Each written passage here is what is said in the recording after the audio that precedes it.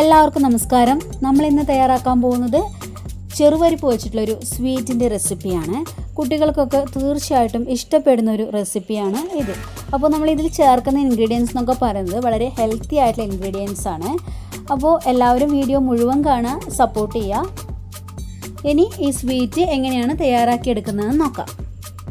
ചെറുപരിപ്പ് കൊണ്ടുള്ള ഈ സ്വീറ്റ് തയ്യാറാക്കാൻ വേണ്ടിയിട്ട് ഞാനിവിടെ ഒരു ഗ്ലാസ് നിറയെ ചെറുപരിപ്പ് എടുത്ത് വെച്ചിട്ടുണ്ട്.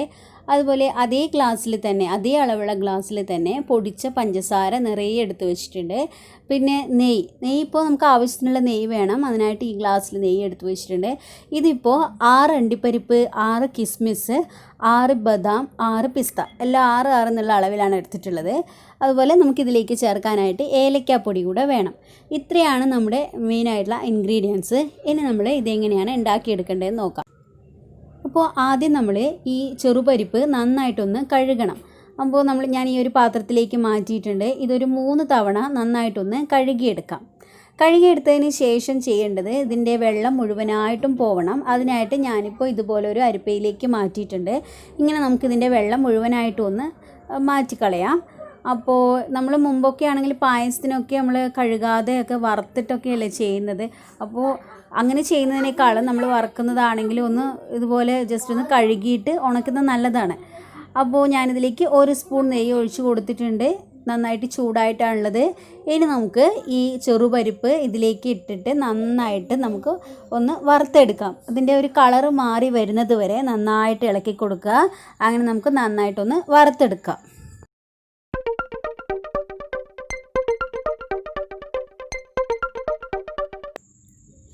ചെറുപരിപ്പിൻ്റെ കളറൊക്കെ ഒന്ന് മാറി വന്നിട്ടുണ്ട്. ഇത് നന്നായിട്ട് ഫ്രൈ ആയിട്ടുണ്ട്.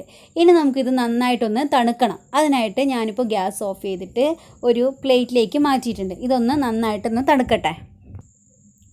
തണുത്തതിന് ശേഷം നമ്മളിനിത് ഈ ജാറിൽ അരച്ചെടുക്കാൻ പോവാണ്. ഇത് ഞാൻ നേരത്തെ പഞ്ചസാര പൊടിച്ചെടുത്ത ജാറാണ്. അപ്പോൾ ഇതിലേക്ക് നമുക്ക് ഇതും കൂടെ ഒന്ന് അരച്ചെടുക്കാം. അപ്പോൾ അരച്ചെടുക്കുമ്പോൾ ശ്രദ്ധിക്കേണ്ടത് ഇതുപോലെ ഇത്തിരി തരിതരിയായിട്ട് അരച്ചെടുത്താൽ മതി. നല്ല ഫൈനായിട്ട് അരച്ചെടുക്കാൻ പാടില്ല. ഇത്തിരി തരിതരിയായിട്ടൊന്ന് കിടന്നോട്ടെ. ഇനി ഇത് നമുക്ക് ഈ ഒരു ബൗളിലേക്ക് മാറ്റാം. ഇതിലേക്ക് നമ്മൾ പൊടിച്ചു വെച്ച പഞ്ചസാര, അതുപോലെ നമ്മൾ നേരത്തെ എടുത്ത് വെച്ചിട്ടുള്ള അണ്ടിപ്പരിപ്പ്, കിസ്മിസ്, ബദാം, പിസ്ത, ഇതൊക്കെ 6 എടുത്ത് വെച്ചിട്ടുണ്ടായിരുന്നത്. അതും ഇതിലേക്ക് ചേർത്തിട്ടുണ്ട്. ഇത് നമുക്ക് നന്നായിട്ടൊന്ന് മിക്സ് ചെയ്ത് കൊടുക്കാം. ഇനി ഇതിലേക്ക് നമുക്ക് ഇത്തിരി ഏലക്കാപ്പൊടി ചേർത്ത് കൊടുക്കാം. അതുപോലെ ഒരു നുള്ള് ഉപ്പും കൂടെ ചേർക്കാം. ഉപ്പ് നമ്മൾ മധുരമുള്ള ഏത് പലഹാരത്തിനും നമ്മൾ ഇത്തിരി ഒരു ഉപ്പ് ചേർക്കുന്നത് നല്ലതാണ്. ഇനി നമുക്ക് നന്നായിട്ടൊന്ന് മിക്സ് ചെയ്ത് വയ്ക്കാം. ഞാനിവിടെ ഗ്യാസിൽ അടി കട്ടിയുള്ളൊരു പാത്രം വെച്ചിട്ടുണ്ട്. അതിലേക്ക് നമുക്കൊരു 3 ടേബിൾ സ്പൂൺ നെയ്യ് ചേർത്ത് കൊടുക്കാം.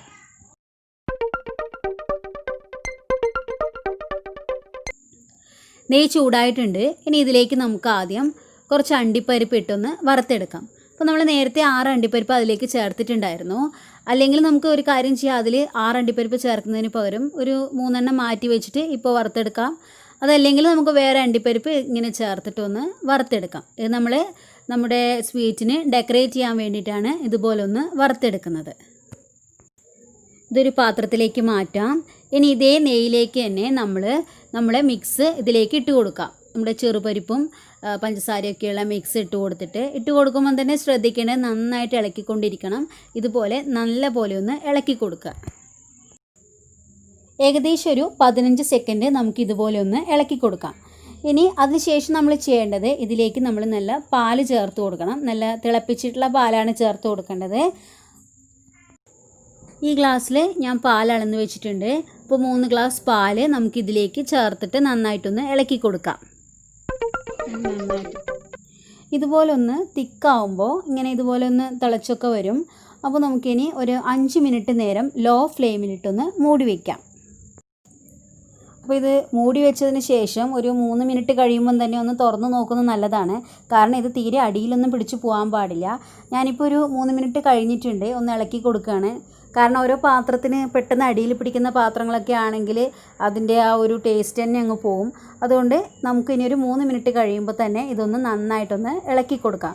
അപ്പോൾ ഇതിൻ്റെ പാകം എന്ന് പറയുന്നത് നമ്മളിതുപോലെ ഇളക്കി കൊടുക്കുമ്പോൾ ഇതിൻ്റെ ആ ഒരു പാത്രത്തിൽ ഒട്ടിപ്പിടിക്കാത്ത രീതിയിൽ വരണം. അങ്ങനെ ആയിക്കഴിഞ്ഞാൽ ഇത് റെഡിയായി.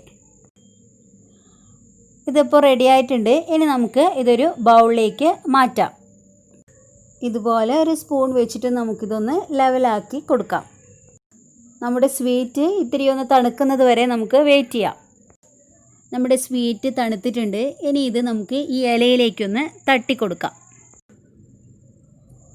ഇനി നമുക്ക് ഇതൊന്ന് നമ്മുടെ നേരത്തെ വറുത്ത് വെച്ചിട്ടുള്ള അണ്ടിപ്പരിപ്പൊക്കെ വെച്ചിട്ടൊന്ന് ഡെക്കറേറ്റ് ചെയ്തെടുക്കാം.